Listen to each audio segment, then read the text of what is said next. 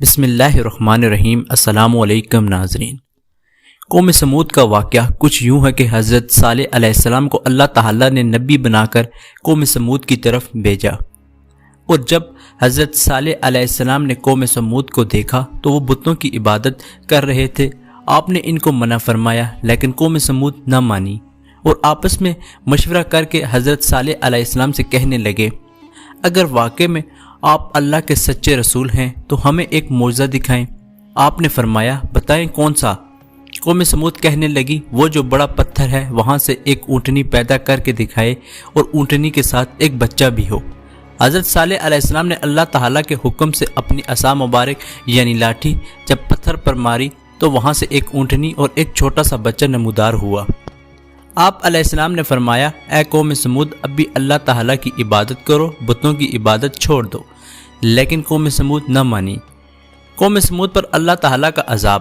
ایک مرتبہ اونٹنی اپنے بچے کے ساتھ جا رہی تھی کہ قوم سمود کے ایک شخص نے اس اونٹنی کو قتل کیا۔ اس پر حضرت صالح علیہ السلام کو بھی غصہ آیا اور آپ نے فرمایا کہ بے شک اپنے اللہ تعالیٰ کے عذاب کو خود دعوت دی ہے۔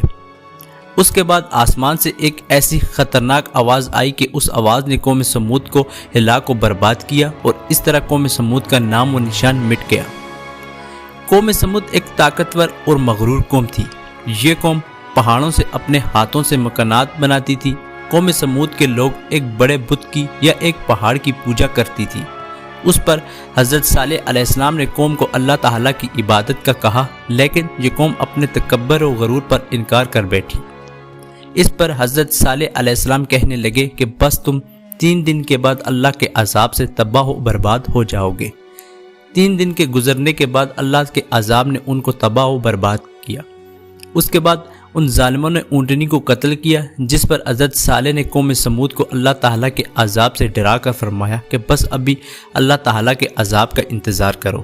لیکن اس بات پر قوم سمود نے حضرت صالح علیہ السلام کا مذاق اڑایا اور کہنے لگے، اگر ہم پر اللہ کا عذاب آئے گا تو کب آئے گا؟